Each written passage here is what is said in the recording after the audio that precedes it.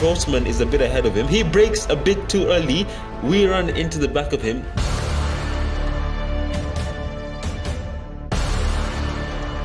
Welcome to the Netherlands and welcome to another episode of the F2 to F1 Driver Career Mode. Today we are in, I believe this is the Netherlands, for the Zandvoort Grand Prix. Now this is a track that I have mixed feelings about because it's, on a good day it serves you well, but on a bad day it's going to serve you very bad. Now, coming up to qualifying, how confident was I that I could actually get some decent performance? Absolutely zero. I have never driven an F2 car on this track in F1 2021, so the qualifying lap was basically my practice / experience / qualifying lap. So coming up to the first turn, you see I take it somehow properly. That wasn't that hard. Now this banked section of the track is very interesting because you can take it well 99% of the times, but the 1% is what really hurts. But we do manage to somehow take it properly as we set a purple sector 1. Sector 2 we lose all the time as the Ghost is now ahead of us. Coming up to Sector 3, the end of it, this is towards the end of the lap. You see how hesitant I am on just smashing the throttle.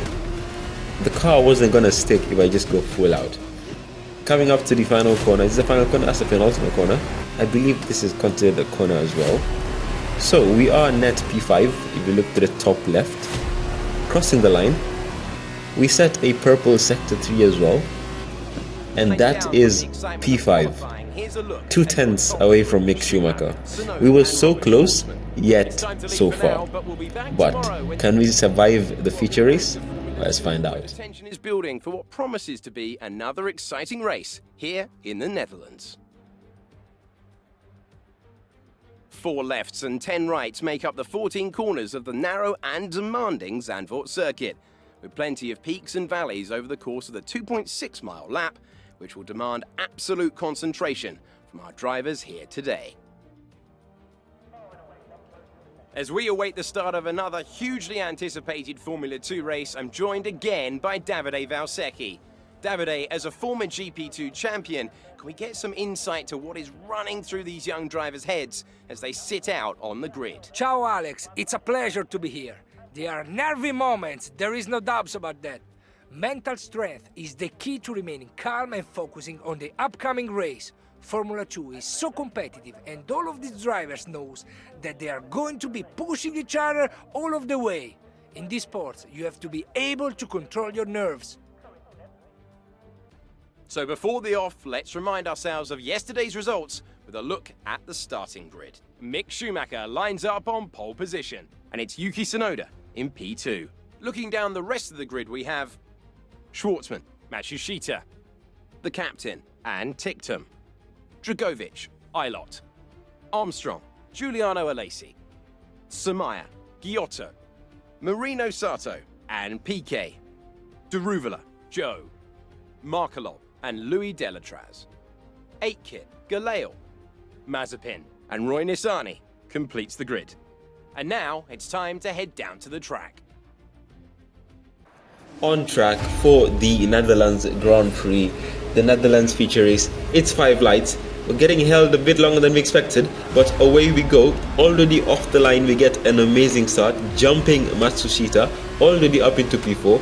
In front of us, you have Schwartzman and Tsunoda fighting for P2. In front of them, we have Mick Schumacher, who's already miles ahead. As we make a bit of contact with Schwartzman, nothing that we intended, but he braked a bit too early, which was unavoidable for us to just run into the back of him. Luckily, no damage for either of us, as they still continue to score. But we think about going for the inside, but we get cut off pretty violently by Tsunoda.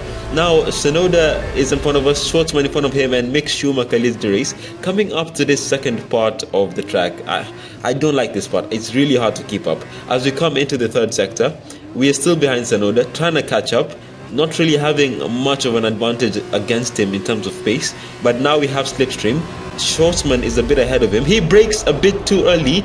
We run into the back of him, damaging our wing. Now, when your wing is damaged and it's yellow, that's okay, you can survive. But we have an orange wing. We just ran into the back of him. He brakes extremely early. I still stand by my point that he braked extremely early. I had almost no time to react as I was right behind him. Look at it. He brakes like miles from the turn. I don't expect him to. I just run into the back of him. And worst part, I ran into the back of him with the wing right there, ready for contact. So, we do get an option to go into the pit, but I knew as soon as I go into the pit, we have lost every single position that we might make up. Because, look, yeah, we'll have fresher tires, we'll have a new wing. It's going to take like a lot of time for us to go into the pit, get a change, and then come back. Mick Schumacher sets the fastest lap. We are still out on a broken wing. Lap 3 out of 9. Now in lap 4, we set a purple sector 1 and sector 3. Sector 2 is where we lack pace just because the amount of downforce required and the broken wing just don't go together. So lap 5 out of 9. Lap 6 out of 9 now. You can see that Tsunoda, I was about to say Schwartzman, Tsunoda is challenging us for P3. We battle him to the limit, pushing him, squeezing him into the wall. Luckily, none of us made contact with each other or the wall. As you can see from the replay, he does go down the inside. He has a lot of downforce. We, with our broken wing, get onto the curb to try and rotate the car as fast as possible.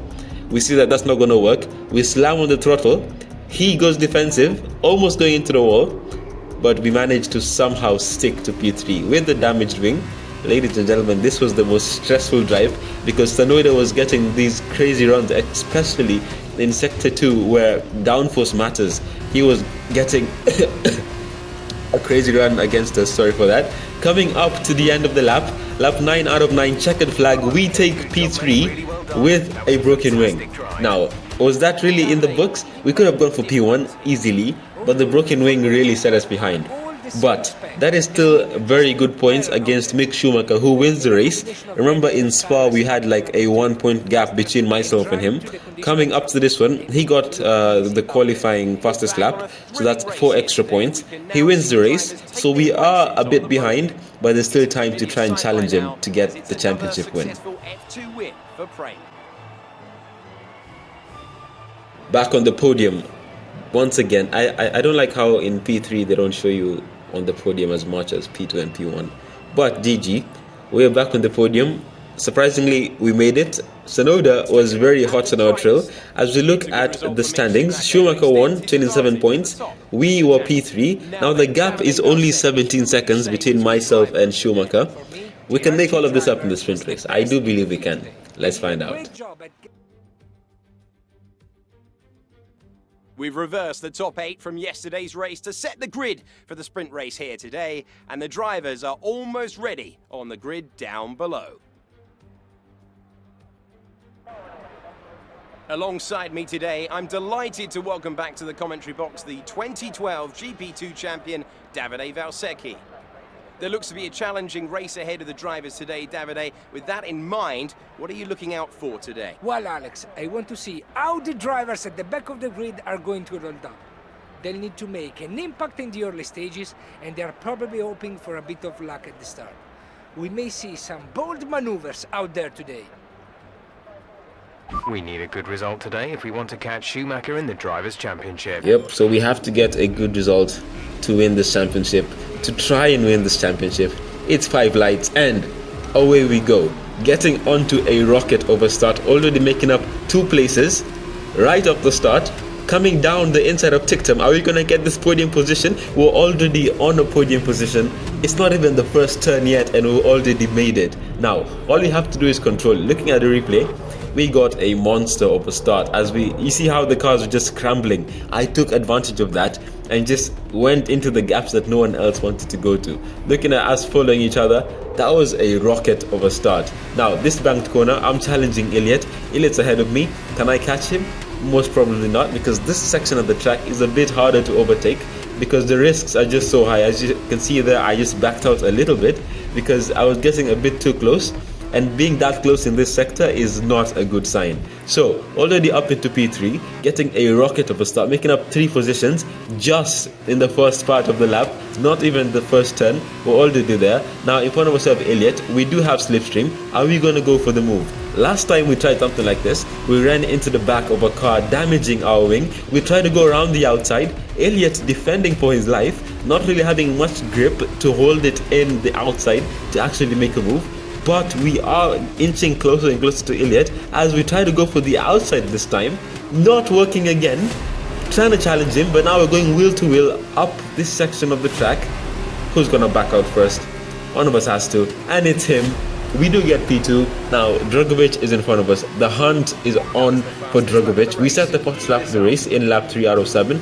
DRS is now enabled. In front of us, Dragovic, we try to go on the outside to push him into a defensive mood, but he doesn't really budge, so we're following him down this lap again. This is a place that you can't really make that many moves, but we still try regardless, trying to push him into the defensive so that we can take advantage. But coming up towards the third sector, he's still in front of us. We're still trying to catch up to him. We almost make contact, but not that much. Our tires at this point are so worn out, it's crazy. Getting slipstream, getting DRS. We get past him in lap 5 out of 7. That is... Oh, he tries to challenge back, but he doesn't make it stick. Again, the same thing I tried to do around the outside. Around the outside in turn 1 does not work unless you're some sort of Sergio Perez, but that does not work. We get past him, slipstream, DRS. Everything was perfect. Set up for the overtake. Now we are in the lead. A potential win. Tires are worn out. We set a purple sector 1, red, sector 2 and sector 3. Now coming up to lap 6 out of 7. We set the fastest lap. Dragovic now a second 0.6 behind us. No one can really challenge us now. All we have to do is keep our head in the game. This could be a win. As we come up to the penultimate corner of Zandvoort. Is this gonna be a win? Like actually? Yes, it is. Getting a rocket start, making up 3 positions just in the start, challenging Elliott, then challenging Dragovic. This has been a very eventful race, and we do take the win for the ART team. Back on the top step again. Now this is going to help us out heavily in our championship, as we do get driver of the day. The championship now is going to inch closer and closer. I think I might be like 2 or 3 points behind Schumacher at this point. Back on the winner's step. Let's go. Yes, sir. Podium. Back on the podium. Back on the podium once again. For the ART team and the Jamaican flag. I'm not actually Jamaican in case you're wondering, but it was the best flag I saw on the flag section of this game. So I was like, should I go Ghanaian or Jamaican? But splashing some champagne, I finally said that correctly. Okay, so we get the win, 17 points. Schumacher finishes in P7, and that is only 2 points for him. So that is actually going to make an impact. I believe we might be very close to him right now in the championship. As we go down to check, right, so we're checking now. We're only 2 points away from Schumacher. Literally just 2 points. Alright guys, I'll catch you in the next one. Take care and peace.